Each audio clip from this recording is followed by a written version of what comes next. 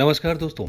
कृषि कानून की वापसी से किसकी हार हुई है और किसकी जीत? दोस्तों, कृषि सुधार कानूनों की वापसी के बाद भले इसे आंदोलनकारी और विपक्ष अपनी जीत बता रहे हों और सरकार की हार साबित कर रहे हों, पर सच यह है कि इन कानूनों की वापसी ने सबको हरा दिया है।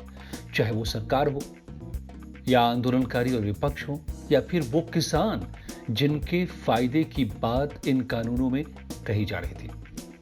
कैसे? आज हम इसी का विश्लेषण करने जा रहे हैं। लेकिन सबसे पहले आपसे अपील है कि आप इस चैनल को सब्सक्राइब करें। एक बेल आइकन आएगा, सब्सक्राइब करने के बाद उसे दबा दें और फिर इस वीडियो को लाइक और शेयर जरूर करें। अब बात करते हैं दोस्तों कानूनों की वापसी से हुई हार जीत की। सबसे पहले इसके लिए ये समझते हैं कि किसान अपनी उपज का क्या करते हैं। बहुत छोटा किसान क्या करता है? वो उपजाकर अपने अन्न स्वयं खाता है या फिर कुछ हिस्से को बेच देता है। किसान चाहे बड़ा हो या छोटा, अपनी जरूरत से ज्यादा उपज को वो बेचता ही है और उसी से वो अपने कैश वाले काम निपटाता है। किसान उन्हें या तो एमएसपी पर सरकार को बेचता है या अपने ही बाजार में औने पौने दाम पर बेचने को मजबूर होता है, या फिर वो अपने अनाज मंडी तक पहुंचता है। मंडी में बिचौलिए उनको बाहर ही अक्सर रोक लेते हैं और फिर औने पौने कीमत पर उन्हें उपज बेच देते हैं। ये बिचौलिए उसी अनाज को अपने व्यवसायी को बेच देते हैं या फिर कोल्ड स्टोरेज में इसका भंडारण कर लेते हैं और समय आने पर मोटा मुनाफा कमा लेते हैं। इस तरह मौजूदा हालत में किसानों को खुद बाजार जाना पड़ता है, लेकिन फिर भी उसे मन मुताबिक कीमत नहीं मिल पाती। जबकि अगर ये कानून वापस नहीं होते, कानून लागू होते, तो बाजार खुद किसानों तक आता। इससे किसान के पास बेचने के विकल्प बढ़ जाते, यानी किसानों को अपनी फसल अपनी कीमत पर बेचने के विकल्प मिलते।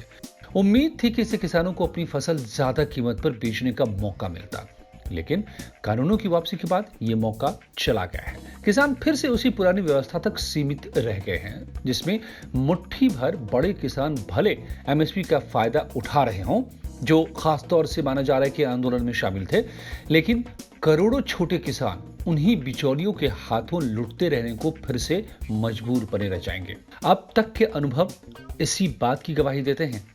देखिए देश भर में उन छोटे किसानों की क्या हालत है और उनको उनकी फसल की क्या कीमत मिल रही है। अब सवाल है कि क्या कृषि कानूनों की वापसी से किसानों की बल्ले बल्ले हुई है, जो आंदोलनकारी कह रहे हैं, जिसके लिए वो आंदोलन कर रहे थे?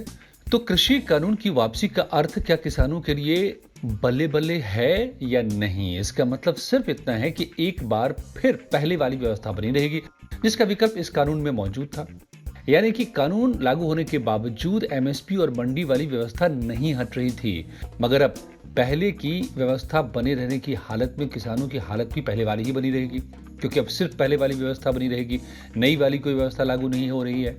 और हम सभी जानते हैं कि किसानों की मौजूदा हालत दयनीय है। हाड़-तोड़ मेहनत के बावजूद उन्हें कुछ नहीं मिल पाता, उनके हाथ में कुछ नहीं आ पाता। तो उनके लिए क्या बल्ले बल्ले हुआ? बल्ले बल्ले हुआ है उन लोगों के लिए, उन मंडियों के व्यवसायियों के लिए, जो सस्ते में अनाज खरीदने वाले कोल्ड स्टोरेज मालिकों के लिए, बिचौलियों के लिए, जो अपनी कीमत तो ले लेते हैं लेकिन छोटे किसानों से उनकी फसल को कम कीमत पर लेकर ऊंची कीमत पर बेच लेते हैं। उनकी दुकानें अब फिर एक बार पहले की तरह ही चलती रहेंगी, क्योंकि किसानों के पास जो दूसरे विकल्प आ रहे थे, जो बाजार आ रहा था, वो विकल्प छिन गया है। देश में एक देश एक बाजार की जो कल्पना की जा रही थी, वो भी धूमिल हुई है, क्योंकि अब भी किसानों के बाजार पास के ही अब बने रहेंगे, निकट वाले बने रहेंगे।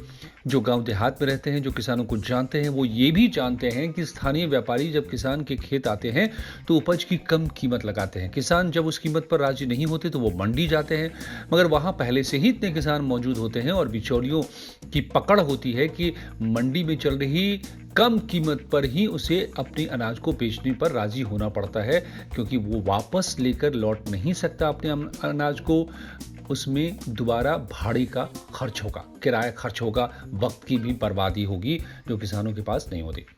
अब आदर्श स्थिति क्या मुमकिन है? होना तो ये चाहिए कि किसानों की सारी उपज जैसे व्यवसायी खरीदते हैं, सरकार ही उचित कीमत पर खरीद ले। जो एमएसपी की बात, गारंटी की बात कही जा रही है एमएसपी की, वही सरकार ही व्यवसाय करे और जनता तक उचित मूल्य पर सामानों की बिक्री करे। मगर ये प्रैक्टिकली संभव नहीं है। ये भी आज तक के 75 साल के करीब हो गए अब देश की आजादी को, यही अनुभव बताते हैं। सरकार में जो व्यवसाय है, जो उसमें कर्मचारी होते हैं, प्रतिस्पर्धा उनमें नहीं होती है, कर्मठता नहीं होती है, भ्रष्टाचार होता है, समर्पण नहीं होता, ईमानदारी नहीं होती है और उनके भीतर, सरकारी कर्मियों के भीतर डर की भी कमी होती है प्राइवेट की तुलना में। यही वजह है कि जितने भी सरकारी कंपनियां रही हों, सरकारी व्यवसाय हैं, सभी घाटे में हैं, जबकि हम सभी जानते हैं कि वहीं प्राइवेट कंपनियां फायदे में होती हैं। तो ऐसे में एक पूरे देश के सारे अनाज को सरकार खरीदे और उसको फायदे पर बाहर बेचे, तो ये समझिए कि ये किसी भी सूरत में संभव नहीं होने वाला। तो किसान क्या करेंगे? अब किसान के पास यही बड़ा सवाल है और जवाब यही है जो वो कर रहे थे वही करते रहेंगे। कर्ज लेंगे या फिर कर्ज माफी की गुहार करेंगे। सरकार वोट के लिए कर्ज माफी करती भी रहे, शायद सब्सिडी उन्हें देती रहेगी, लेकिन किसानों को ये व्यवस्था समर्थ नहीं बनने देगी, जैसा कि अब तक हो रहा है। उन किसानों को जो मेहनती हैं, जिनके लिए फसल सपने हैं, इनकी फसल और सपनों को फिर वही मंडी वाले कौड़ी का मोल लगाएंगे। चंद किसानों के लिए वो सुखद संयोग होगा, गुड लक होगा। किसी साल कोई फसल की किल्लत होगी तो वही उपजाकर वो मोटी कमाई कर लेंगे जो बड़े किसान हैं, या फिर मंडी में जाकर या फिर एमएसपी पर वो बेच लेंगे। लेकिन ज्यादातर जो छोटे किसान हैं, खासतौर से, ये बैड लक है, दुखद होगा कि किसी फसल की बंपर पैदावार बहुतायत में होगी, मगर उनको बहुतायत होने के कारण अच्छी कीमत नहीं मिल पाएगी। अब ये भी कहा जा रहा था, आंदोलनकारी और विपक्षी दल कह रहे थे कि दरअसल ये पूरी कवायद, इन कानूनों को लाकर सरकार किसानों की जमीन को बड़े उद्योगपतियों को सौंपना चाहती है, उन्हें फायदा पहुंचाना चाहती है। तो क्या अब कानूनों की वापसी के बाद उनका नुकसान हुआ है?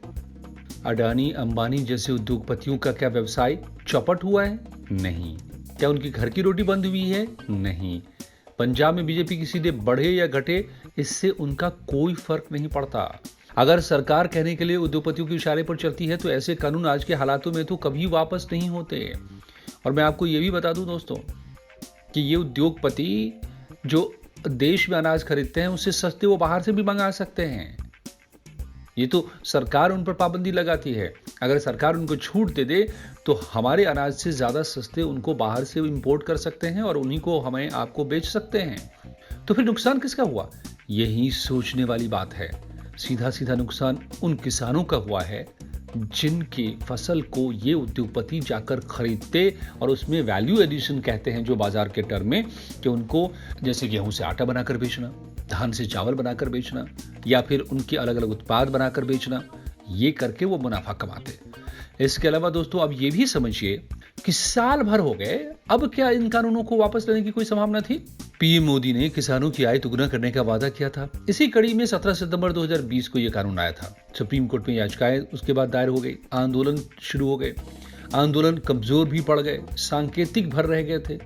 सरकार उस आंदोलन के उग्र रूप को पहले ही झेल चुकी थी। अब आकर इसके वापसी की कोई बड़ी संभावना तो कतई नहीं थी। वार्ता का भी कई दौर सरकार ने कर लिया था, लेकिन उससे भी कुछ हालात नहीं बदले थे, आंदोलन वापस नहीं हुए थे। सुप्रीम कोर्ट भी इन आंदोलनकारियों से नाखुश था, क्योंकि सुप्रीम कोर्ट ने साफ तौर पे कहा था कि हमने कानून पर रोक लगा दी है तो फिर भी आपका आंदोलन क्यों चल रहा है। बार बार ये बात कही थी। सुप्रीम कोर्ट ने कमेटी बनाई थी, उसमें भी ये हिस्सा नहीं बने, इसलिए सुप्रीम कोर्ट भी इसे लेकर नाराज था। तो फिर क्या ये बीजेपी की सियासी मजबूरी बन गई थी या फिर ये मोदी का मास्टर स्ट्रोक है? अब इसे भी समझिए। आप चाहें तो इसे मोदी की मजबूरी कहिए या फिर मास्टर स्ट्रोक, लेकिन विपक्ष और आंदोलनकारी अब थक चुके थे वापसी की मांग पर। मोदी ने उनकी मांग नहीं सुनी थी, मगर अब मौके की नजाकत को भांपकर कानून वापसी की अचानक प्रधानमंत्री मोदी ने घोषणा कर दी, अपनी सुविधा और अपने फायदे को देखते हुए।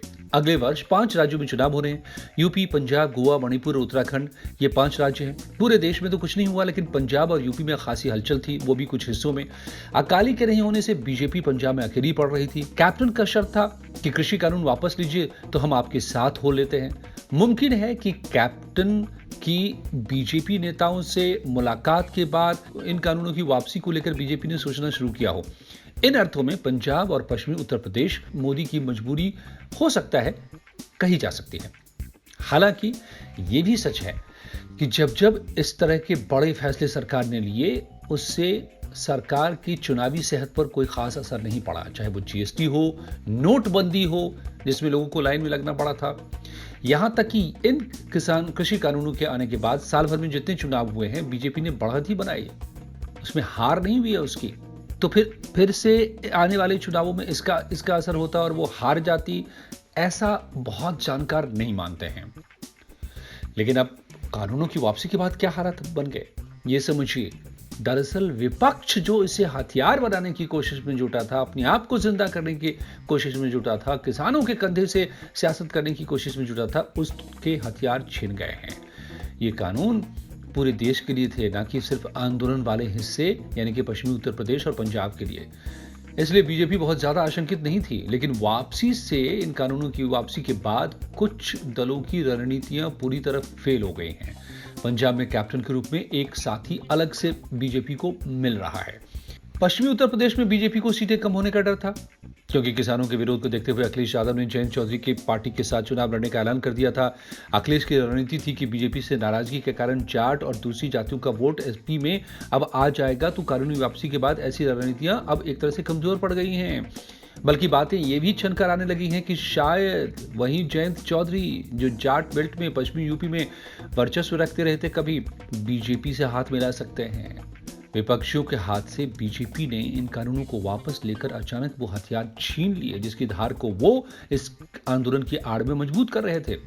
इन अर्थों में ये मोदी का मास्टर स्ट्रोक कहला सकता है। पंजाब में अमरिंदर सिंह तो हैं ही, मुमकिन है अकाली भी फिर से गठबंधन कर ले। कांग्रेस आपको अब नए सिरे से अपनी रणनीति बनानी पड़ेगी।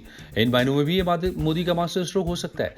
जिस चुनावी मैदानों में बीजेपी को खेलने में खतरा लग रहा था, कानून वापसी के बाद वो बाजी पलट गई है। 5 में से पंजाब को छोड़कर 4 राज्यों में बीजेपी की सरकारें हैं। तो बीजेपी इन सरकारों को लेकर कोई रिस्क क्यों ले? उसका क्या नफा नुकसान हो रहा है? 2024 में लोकसभा चुनाव के लिए बीजेपी के लिए यह जरूरी है कि वो अपने किले को मजबूत बनाए रखे। तीनों कृषि कानूनों का मामला हो या फिर विवादित भूमि अधिग्रहण अध्यादेश, बीजेपी कहती है कि राष्ट्रहित को सर्वोपरि रखकर उसने ये फैसले किए।